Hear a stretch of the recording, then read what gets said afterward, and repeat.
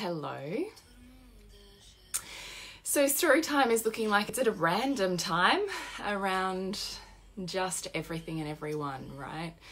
So our lives have all changed dramatically over the last week. I now find myself home basically 100% of the time, and my husband is working from home, and all of my children are home, and I'm now homeschooling them. So that's 4 children at home.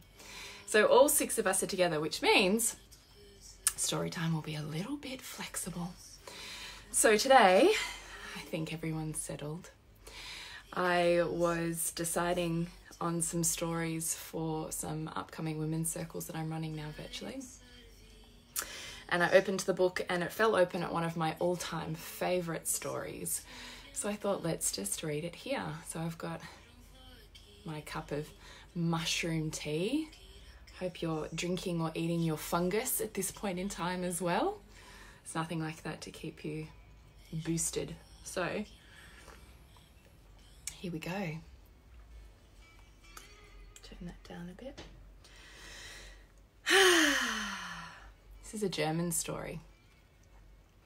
And I'm sure that you are familiar with it. I'm sure it's something that you've heard from your childhood. So it's called The Frog Prince. Long ago and far away, there lived a lonely princess. One morning, the princess wandered beyond the palace garden into the wood, throwing and catching her golden ball. Suddenly, a stag leapt across her path, and she missed her catch. The golden ball bounced off a log and fell into a deep, dark pool. The princess stared into the water, but she couldn't see even a glint of her golden ball. She began to cry. As her tears dropped into the pool, 2 glassy eyes blinked up at her, and out of the water clambered a frog. Ah, the princess shuddered. She hated slimy creatures. But, to her surprise, the frog opened his mouth to speak. "Why are you so sad, princess?" he asked. The princess was so astonished that she forgot to be afraid. "I've lost my golden ball," she answered. The frog hopped a little nearer. "I can fetch it for you," he said. The princess dried her eyes. "I promise you a ruby as big as my thumb if you bring it to me." The frog laughed. "I don't need a ruby," he chuckled. "But if you promise to love me, to let me sit at your table, to let me eat from your plate, to let me sip from your cup and sleep on your pillow, then I will fetch your golden ball." "I promise you whatever you wish," said the princess, for the ball was a favourite present from her father. And so the frog jumped into the pool with a splash. Before long, the princess saw something gleam in the murky water, and up came the frog with her ball in his mouth. "Thank you," she cried happily, and before the frog could catch his breath, she slipped the ball safely into her pocket and hurried away home to the palace. "Wait, take me with you," shouted the frog. But the princess was already too far away to hear.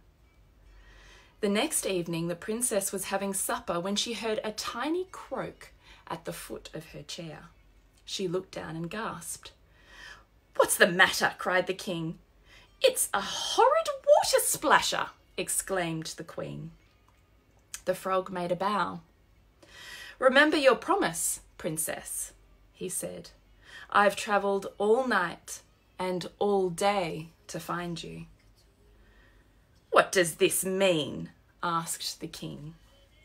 The princess explained how the frog had fetched her ball in return for a promise. "Then you must keep your promise," insisted the king. The princess looked at the warty frog's skin and his webbed feet. "Oh, I can't bear to pick him up, father." But the king only gave her a frown. So the princess laid a spoon on the floor and let the frog hop on board. Then she lifted him onto the table. "Now you must let me eat from your plate, princess," said the frog.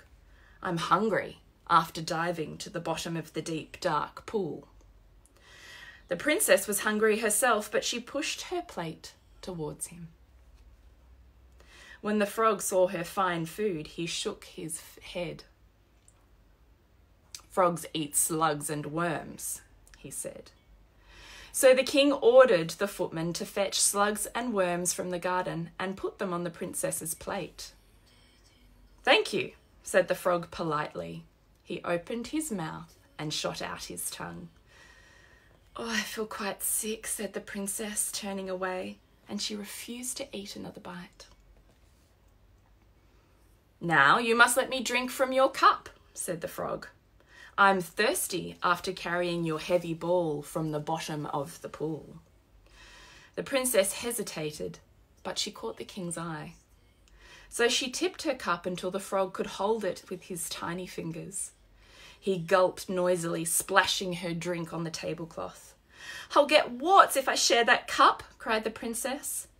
So she went thirsty. When the frog had finished eating and drinking, he bowed to the king and queen, stretched his skinny legs, and yawned. "Oh, now you must let me sleep on your pillow, princess," he said. "I'm tired after travelling all night and all day." The princess didn't want to carry the cold, damp creature to her bedchamber, but she knew it was useless to protest. "Hop onto my shoulder, frog," said the princess, and although he smelt of pondweed, she tried not to flinch.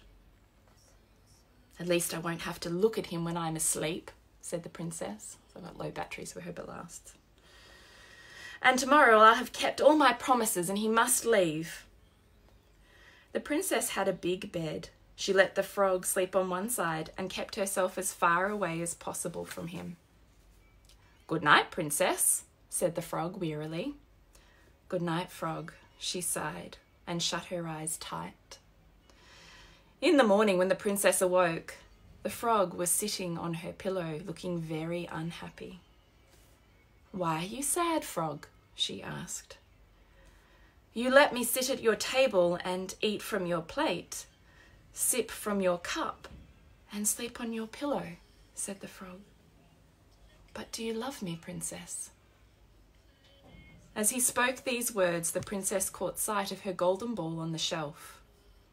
She thought of how the frog had dived to the bottom of the deep, dark pool for her, how he'd travelled all day and all night to find her, how she had never slept so well with him asleep beside her. "You think I'm a horrid creature," said the frog sadly. "It's not true," cried the princess. Suddenly she no longer saw his warty skin or webbed feet. She saw only his gentle eyes and his kind heart. "I was foolish and I was blind." She reached across the pillow and kissed his tiny green head. All at once there was a flash of light and the frog disappeared.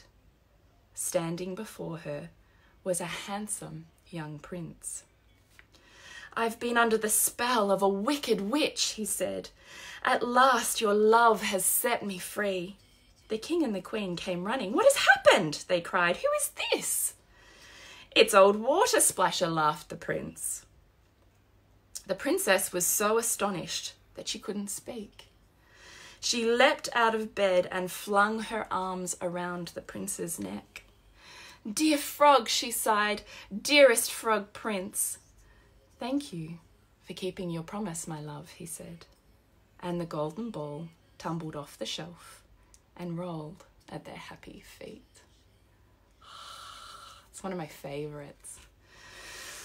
I'm going to tell you very briefly why it's one of my favourites.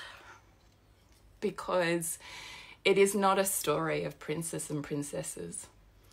It is not a story of a princess being saved because all of a sudden she found her true love. This is a story of a feminine rite of passage.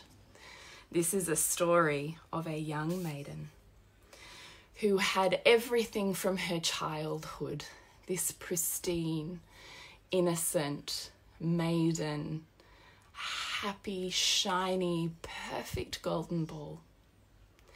Until when she was out wandering in the garden, now just think metaphorically about what that means, a stag interrupted the perfection. So the stag, I always think of it as purpose, because it's probably the greatest symbol of Artemis, this knowing of the warriorship and the purpose within each woman, and that it must transcend and change, and that she will choose her freedom over being bound to anyone or anything. So the stag causes her to change course, and she's lost. She's chasing the thing that she loved, that she thought was perfect, and it rolls into a deep, dark pool. Water, the embodiment of the feminine, the deep, the dark, the feminine, that which cannot be seen, is not in the light, is murky and cannot, be seen with the clarity of direction. It feels unobtainable, it feels scary, it feels as though all is lost, right? And then this frog appears, a creature who is neither from one world or the other, and in fact can move between both. So a symbol of transformation. And this frog dives into the deepest feminine waters. And through the murk rises, think of it like a lotus flower. So through the mud, it rises, and this golden light somehow finds its way to the surface, right? And you think about when you're in the deepest, darkest hour of, any rite of passage where you've lost your footing and your path, and you're trying to cling on to who you were because who you're becoming is too scary or unknown at this point in time. And how many of us make bargains? How many of us get down in prayer in that moment when it feels like all else is lost? And then the second we reclaim those known, sure parts of us, we forget all of the promises and all the learnings, the journey into the deep, Like, I fucking love this story. That's why it's so good. Hang on, let me have a sip. Okay. Now, let me see, where did I get up to in the story? Right, so he travels all day and all night, right? Think of any yin-yang. Think of any journey of feminine and masculine, of which this is just a union of the two. And it is actually, she's repulsed as the maiden who sees this. If you also think of it symbolically, that when her ball rolled into the deep, dark, murky waters, the saviour of the ball was the thing that she's most repulsed by, right? So when she leaves her maiden, naive self and she's thrown into transformation, we're always thrown into finding these pieces of us that previously we've judged or we find ugly, repulsive, warty, has webbed feet and slimy, and we don't want anything to do with it because we perceive that is hideous, makes us sick to even be near it, right? And this part of us that we have rejected or tried to separate from, that's trying to find its way back into the divine union, is saying to her, love me, eat from my cup, let me eat from your plate, drink from your cup, sleep with you, like, let me be part of you and your life. So this part of her travels from the feminine to the masculine. And it is the king, the archetypal king, who holds in his purest archetypal energy form, holds the accountability, holds her to her word. Her word is sovereign, and he ensures that from an archetypal sense. He's not like this demeaning father figure. He's this beautiful rising masculine, right, who holds her in accountability, who gives her light, direction.